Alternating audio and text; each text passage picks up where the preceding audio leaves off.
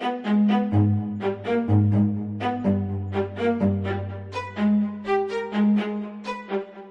भी आपको कोई कहता है कि कभी किसी पॉलिटिशियन से पंगा नहीं लेना चाहिए, तो उसका मतलब क्या होता है ना, वो आपको आज इस वीडियो में समझ में आएगा।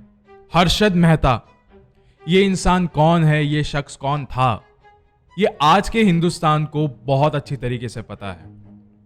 कुछ समय पहले एक वेब सीरीज आई थी, स्कैम 1992। उसके बाद से हर्षद मेहता का नाम हर किसी के जबान पे था। वो तो आज हुआ है, लेकिन आज से पहले भी था। उस इंसान ने क्या किया था, क्या किया है, वो तो सबको पता है। अगर आपको नहीं पता है तो मैं आपको पहले उस चीज को थोड़ा शॉर्ट में एक्सप्लेन कर देता हूं। हर्षद शांतिलाल मेहता, जो कि हमारे देश के one of the biggest stock brokers में से एक थे अर्ली 1990s में। एंड उन्होंने जब अपना करियर शुरू किया तो 4-5 साल के अंदर ही उनका करियर बूम कर गया था। उसके बाद वो हमारे देश के उन पर्सनैलिटीज में से एक बन गए थे जो कि सिर्फ और सिर्फ अपने प्राइम टाइम में थे उस समय, जैसे कि मुकेश अंबानी, जैसे कि अनिल अंबानी या फिर Ratan Tata. And guys, Harshad Mehta was the only person जिन्होंने इतना ज्यादा हेफ्टी अमाउंट गवर्नमेंट को पे किया था। मतलब एडवांस में सारे टैक्सेस उन्होंने पे कर लिए थे, जो कि एक बहुत ज्यादा यूनिक चीज होती है। एंड ये सिर्फ कोई अमीर इंसान ही कर सकता है। मतलब he was so rich. And ऐसा भी कहा जाता है कि अगर आज हर्षद मेहता जिंदा होते तो शायद से वो मुकेश अंबानी से भी ज्यादा अमीर इंसान होते। मतलब उनकी जो आइडियोलॉजी थी, उनकी जो स्किल्स थे पैसे कमाने की, वो बहुत ज्यादा अनमैचेबल थी। फिर साल 1992 में होता है एक बहुत बड़ा स्कैम, सिक्योरिटीज का स्कैम, जो कि बाद में जाके पता चला था कि ये कोई छोटा मोटा स्कैम नहीं है, ये एक 5000 करोड़ रुपीस का स्कैम है। एंड इसको करने वाला और कोई नहीं था बल्कि हर्षद मेहता खुद था। एंड ऐसे ही और हॉरर, मिस्टीरियस और हिस्टोरिकल वीडियोस देखने के लिए सब्सक्राइब कर दीजिए इस चैनल को। अब ये कहानी शुरू होती है। साल 1992 में हर्षद मेहता के ऊपर ये सारे एलिगेशंस लगे थे कि उन्होंने ब्राइबरी ली है, उन्होंने करप्शन किया है, उन्होंने बैंक रिसिप्ट का फ्रॉड किया है, सिक्योरिटीज का फ्रॉड किया है, उस समय के मार्केट को मैनिपुलेट किया है। ये सारे इल्जाम उन्हें लगे थे। 1992 में वो अरेस्ट भी हुए थे। एंड हर्षद मेहता के उस स्कैम के कुछ ही महीनों बाद हर्षद मेहता को कंप्लीटली अरेस्ट किया गया था by Mumbai police for the charges of security scam. And उस दिन के बाद से Harshad Mehta on and off Mumbai police के कस्टडी में ही रहा करते थे, जब तक उनकी डेथ नहीं हो गई 31 दिसंबर 2001 को। लेकिन आज इस वीडियो का सबसे बड़ा क्वेश्चन ये है कि हर्षद मेहता की जो मौत थी वो एक नेचुरल डेथ थी या फिर एक सोची समझी साजिश।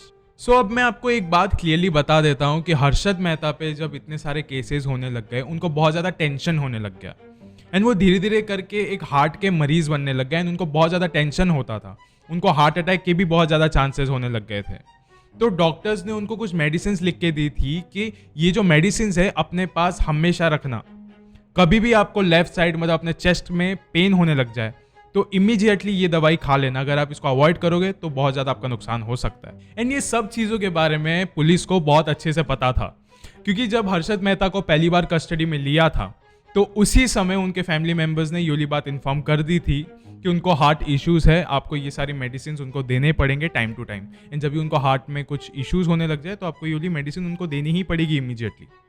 एंड हर्षद मेहता के उस सेल के आसपास बहुत सारी पुलिस होती थी, क्योंकि वो एक स्पेशल केस भी था, तो आसपास हमेशा पुलिस रहती थी। अब ये दिन था 31 दिसंबर 2001, जब एक तरफ दुनिया भर में न्यू ईयर्स का सेलिब्रेशन चल रहा था, एंड वहीं पे दूसरी तरफ हर्षद मेहता के लिए कुछ लोग बहुत गलत सोच रहे थे, बहुत ही ज्यादा गलत प्लान कर रहे थे, जिसको आप आगे जाके इस वीडियो में हर्षद मेहता की मौत के साथ कनेक्ट कर सकते हैं। एंड जब हर वक्त हर्षद मेहता के सेल के आसपास बहुत ज्यादा पुलिस और सिक्योरिटी रहती थी, तो अचानक से 31 दिसंबर को वो हटा दी जाती है। एंड हर्षद मेहता उस वक्त अपने सेल में अकेले रहते हैं। एंड अचानक से उनको दिल का दौरा पड़ जाता है, हार्ट अटैक। एंड वो अपने सेल में पड़े पड़े चीख रहे थे, चिल्ला रहे थे कि मुझे मेरी दवाइयाँ दे दो, मैं ठीक हो जाऊंगा, मुझे मेरी दवाइयाँ दे दो, मैं ठीक हो जाऊंगा। सारे कैदियों को उस चीज की आवाजें अच्छे से सुनाई दे रही थी, लेकिन हवलदार लोग सुन नहीं रहे थे, इग्नोर कर रहे थे ये सारी चीजों को। एंड काफी समय बाद जाके किसी हवलदार ने ये चीज नोटिस करी एंड अपने सीनियर्स को इन्फॉर्म किया कि अभी इन्हें हॉस्पिटल लेके जाना चाहिए। एंड आपने ये वाला सीन तो स्कैम 1992 सीरीज के अंदर भी देखा होगा कि जब हर्षद मेहता को दिल का दौरा पड़ता है एंड पुलिस उसको इमीडिएटली एक पुलिस के वैन में लेके जाती है हॉस्पिटल तक। अभी आपको कैसा लगेगा सुनने में कि ये सारी चीजें एक्चुअल में झूठ थी? ये सारी चीजें झूठ है।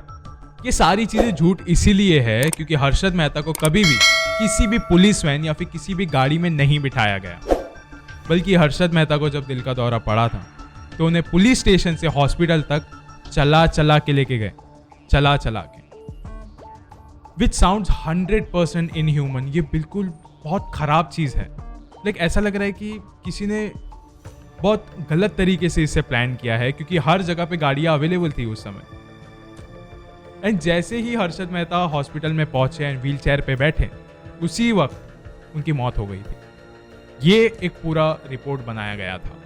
लेकिन इस रिपोर्ट के अलावा भी एक और कॉन्स्पिरेसी थियरी है जो कि आपको बहुत बुरी तरीके से शॉक रख देगा बहुत समय तक। एंड इस कॉन्स्पिरेसी का नाम था प्री प्लान्ड मर्डर। 1992 में जब हर्षद मेहता ने ये स्कैम को अंजाम दिया था तब वो अकेले नहीं थे उस समय। वो उनका तो सिर्फ नाम आ गया था उसके अंदर क्योंकि हर्षद मेहता बहुत ज़्यादा फेमस थे उस समय। लेकिन हर्षद मेहता के साथ थे कुछ बैंक एम्प्लॉयज और कुछ पावरफुल पॉलिटिशियन। एंड ये सब के बारे में हर्षद मेहता को बहुत सारी इंफॉर्मेशन थी जो कि बहुत ही ज़्यादा क्रिटिकल इंफॉर्मेशन थी। एंड वो थोड़ी भी इंफॉर्मेशन अगर लीक होती तो बहुत सारी चीज़ें हो सकती थी। एंड जैसे ही हर्षद मेहता जेल में गए थे, उस समय कुछ नया नया टाइम था उनका जेल में, जस्ट स्टार्टिंग फेज था। उस समय हर्षद मेहता बहुत ज़्यादा पावरफुल थे, फाइनेंशियली, मेंटली, हर तरीके से वो स्ट्रांग थे। वो कुछ भी कर सकते थे उस समय।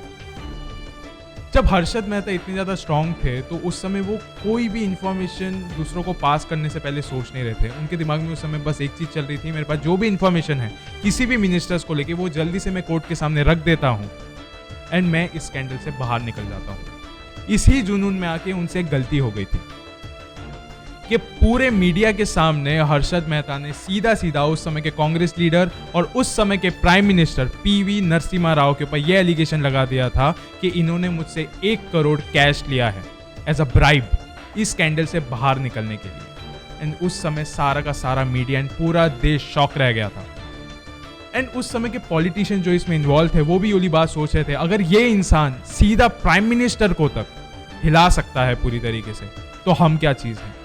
ये हमारे बारे में भी इंफॉर्मेशन सप्लाई करने से पहले 2 बार नहीं सोचेगा। सो ये कॉन्स्पिरेसी थियरी असल में ये कहती है कि जो भी लोग उस समय हर्षद मेहता के साथ इन्वॉल्व थे, बैंक के एम्प्लॉयज या फिर उस समय के कुछ पावरफुल पॉलिटिशियंस, उन सब लोग ने ये सारी चीजें प्लान करी थी कि अगर ये इंसान प्राइम मिनिस्टर को फंसा सकता है तो हम क्या चीज है, हमें भी फंसा सकता है। So let's plan something. अभी आपको मेरी एक बात याद आ रही होगी जो कि मैंने इस वीडियो की शुरुआत में कही थी कि कभी भी किसी पावरफुल पॉलिटिशियन के साथ पंगा नहीं लेना चाहिए, खासकर उस पॉलिटिशियन के साथ तो बिल्कुल भी नहीं जो कि करेंटली पावर में है, वरना ये सारी चीजें आपके साथ हो सकती है। हर्षद मेहता की वाइफ ज्योति मेहता ने अभी रिसेंटली अपने कुछ इंटरव्यूज में कुछ बातें क्लियर करी थी जो कि एक्चुअल में बहुत ज्यादा शॉकिंग है। ज्योति मेहता ने ये वाली बात कही थी कि हर्षद मेहता एंड सुधीर मेहता जो थे वो आसपास के सेल्स में ही थे, आसपास के जेल में ही वो लोग बंद थे। एंड जब हर्षद मेहता अपने हार्ट अटैक की वजह से तड़प रहे थे उनके जेल में, तब सुधीर मेहता ने भी हर्षद मेहता की आवाज़ें सुनी थी। एंड सुधीर मेहता ने भी पुलिस की इग्नोरेंस को देखा था कि पुलिस वाकई में इसे इग्नोर कर रही है। पुलिस की नज़रें सुधीर मेहता से मिल रही थी उस समय, लेकिन पुलिस कुछ एक्शन नहीं ले रही थी। पुलिस बस वैसे ही खड़ी थी जैसे कि ये एक्चुअल में एक प्री प्लान्ड है। एंड सेकेंड चीज़ ये बताई थी ज्योति मेहता ने कि जब हर्षद मेहता की मौत के बाद उनका पोस्टमार्टम हुआ था, उसकी रिपोर्ट आज तक किसी को नहीं पता चली।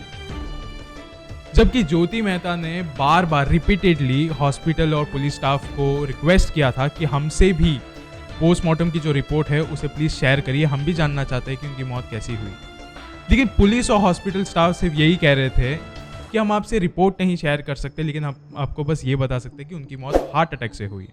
लेकिन असली सच किसको पता है कि क्या ये हार्ट अटैक से हुई थी या फिर इसका भी रीज़न कुछ और था। सो गाइस, अंत में मैं आपसे बस इतना ही कहना चाहता हूँ कि ये जो पॉलिटिशियंस होते हैं हमारे देश के, इनके लिए इनका नाम, इनका रुतबा, इनके पैसे, इनके प्रॉफिट्स वो बहुत ही ज़्यादा इंपॉर्टेंट होते हैं। अगर कोई भी इसके ऊपर उंगली उठाने की बात करता है या फिर खरोच मारता है तो ये जो पॉलिटिशियंस होते हैं किसी की भी ज़िंदगी खराब करने से पहले बिल्कुल भी नहीं सोचते, क्योंकि इनके लिए इनकी गद्दी और इनका नाम सबसे ज़्यादा इंपॉर्टेंट होता है। एंड खासकर हमारे देश में, जहाँ पे राजनीति को एक बहुत ही ज़्यादा गंदी और बुरी तरीके से देखा जाता है, क्योंकि ये है ही एक्चुअली एक ऐसी चीज़।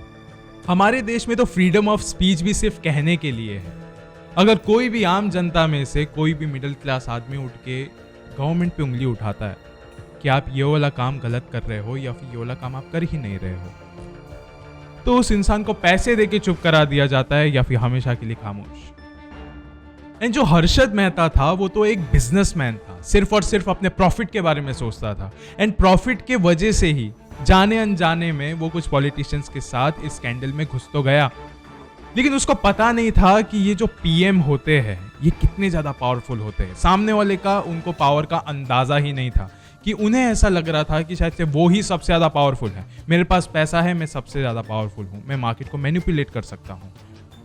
लेकिन उनको ये नहीं पता था कि PM is everything. And PM पे उंगली उठाना मतलब अपने आप पर उंगली उठाना।